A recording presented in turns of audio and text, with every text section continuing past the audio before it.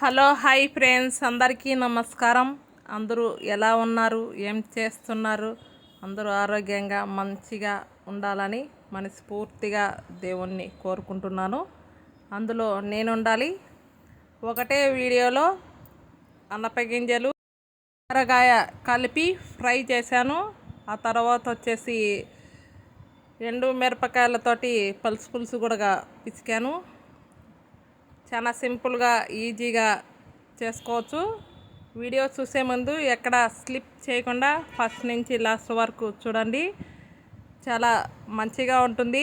మనం అప్పుడప్పుడు టమాటా రసమే కాకుండా ఈ విధంగా చింతపండుతోటి ఎండుమిరపకాయలు ఎండు కరివేపాకు వేయించుకొని కూడా ఈ విధంగా పులుసు పిసుక్కుంటే కనుక మన ఆరోగ్యానికి కూడా చాలా మంచిది.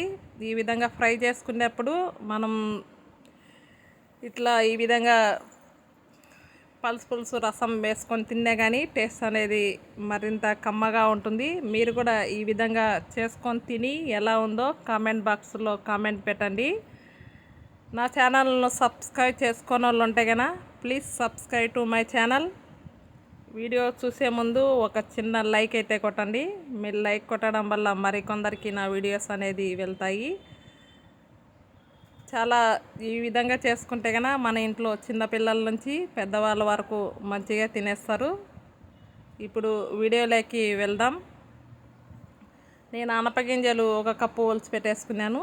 ఆ తర్వాత వచ్చేసి ఒక పావు కిలోని మట్టికాయలు కూడా చిన్న చిన్నగా ఒలిచి పెట్టుకొని ఈ విధంగా 2 సార్లు కడిగేసిన తర్వాతనే ఒక 2 గ్లాసులు వాటర్ వేసేసి కొంచెం కల్లుప్పు వేసేసి స్టవ్ మీద ఒక స్టీల్ గిన్నెలో అన్నపగింజలు మట్టికాయలు వేసేసి 2 గ్లాసులు వాటర్ వేసేసి కొంచెం ఉప్పు వేసేసి ఈ విధంగా ఉడకబెట్టుకోవాలి. ప్లేట్ వేసి ఈ విధంగా వాటర్ అనేది మొత్తం అంతా ఆవిరేంత వరకు ఉడకనిచ్చిన తర్వాతనే ఈ విధంగా ఆ తర్వాత వచ్చేసి స్టవ్ మీద ప్యాన్ పెట్టేసి పోపు సరిపడే ఆయిల్ వేసేసాను. దాంట్లో ఆవాలు జీలకర్ర సన్నగా తరిగి పెట్టుకున్న ఉల్లిపాయ ముక్కలు అనేది ఇంకా కొన్ని ఎక్కువనే వేసుకోండి. ఫ్రై అనేది చాలా మంచిగా ఉంటుంది. పల్లీల పొడితో చేస్తాను. ఆ తర్వాత వచ్చేసి ఈ విధంగా ఉల్లిపాయ ముక్కలు కూడా బాగా ఏగిపోయిన తర్వాత 2 రెమ్మలు కరివేపాకు కూడా వేసాను. ఈ విధంగా మంచిగా పోపంతా ఏగిపోయిన తర్వాత మనం ఉడకబెట్టిన మట్టికాయలు అన్నపగింజలు ఉడకబెట్టినోటి ఈ విధంగా వాటర్ లేకుండా బాగా ఆవిరి అయిపోయేంత వరకు ఉడకబెట్టుకున్న తర్వాత ఈ విధంగా మనం తిరవాతలోనే వేసుకొని బాగా ఏగనేయాలి.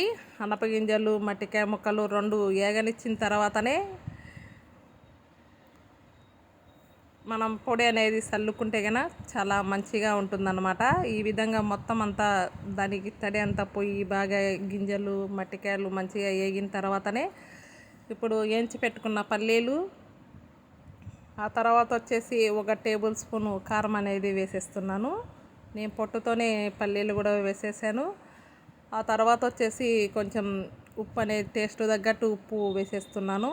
ఈ విధంగా ఒక రౌండ్ తిరిగిన తర్వాతనే ఎల్లిపాయలు అనేది ఒక 10 వెల్లిపాయలు వేసేసి పల్లీల పొడి అనేది ఈ విధంగా రెడీ చేసుకోవాలి. మనం వేయించి పెట్టిన అన్నపగింజలు దాంట్లో ఈ పౌడర్ అనేది చల్లేస్తే కనుక మనకు మరింత టేస్ట్ అనేది ఉంటుంది. ఇప్పుడు అన్నపగింజలు మట్టికాయల ఫ్రై అనేది రెడీ అయిపోయింది.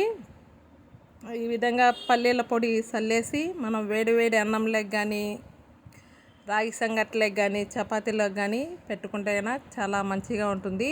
ఈ విధంగా మా ఆయనకు పెట్టేస్తున్నాను. ఫ్రై అనేది వేసేసాను అన్నమాట.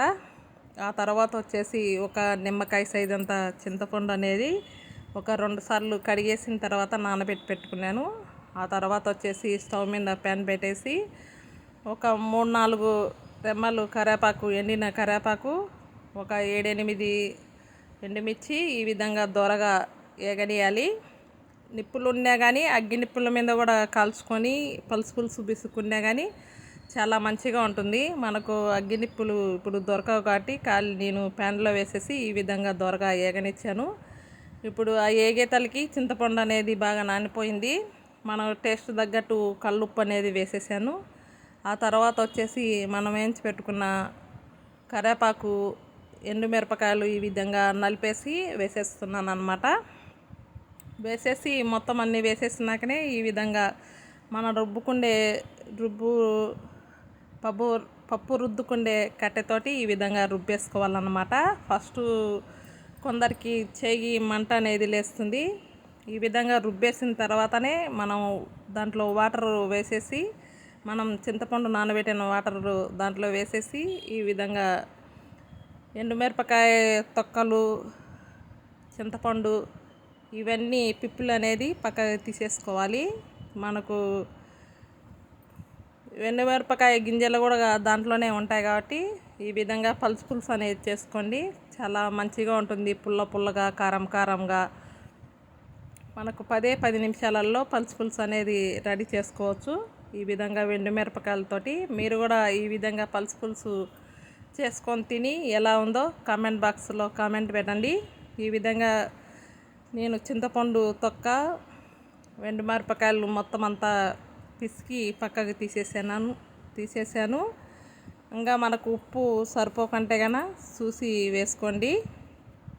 ఇప్పుడు ఒక ఉల్లిపాయ ముక్కలు అనేది ఒక ఉల్లిపాయ కట్ చేసి ఈ విధంగా వేసేసుకున్నాను. ఈ విధంగా ఉల్లిపాయలు వేసుకొని వేడి అన్నంలో ఫ్రై నంజుకుంటూ తింటే మళ్ళీ తినాలనిపిస్తుంది. మీరు కూడా ఈ విధంగా ఫ్రై చేసుకొని పులుసు విసుకొని తిని ఎలా ఉందో కామెంట్ బాక్స్లో కామెంట్ పెట్టండి. చాలా మంచిగా ఉంటుందన్నమాట. మనకు ఉప్పు సరిపోకుండా కానీ ఈ విధంగా ఉప్పు అనేది వేసేసాను. అనపగింజలు, మట్టికాయ ముక్కలు ఫ్రై, అలాగే ఎండుమిరపకాయలు పులుసు ఈ విధంగా రెడీ అండి. మీరు కూడా ఈ విధంగా చేసుకొని తిని ఎలా ఉందో కామెంట్ బాక్స్లో కామెంట్ పెట్టండి. ఇలా చిన్నపిల్లల నుంచి పెద్దవాళ్ళ వరకు మంచిగా తినేయచ్చు. కారంగా పుల్లగా ఉంటుంది. రసం కూడా ఈ విధంగా పులుసుతోటి ఫ్రై నంజుకొని తింటే మళ్ళీ తినాలనిపిస్తుంది. మరొక మంచి వీడియోతో మీ ముందుకు వస్తూనే ఉంటాను. ఇలా నన్ను మంచిగా సపోర్ట్ చేస్తూనే ఉండండి.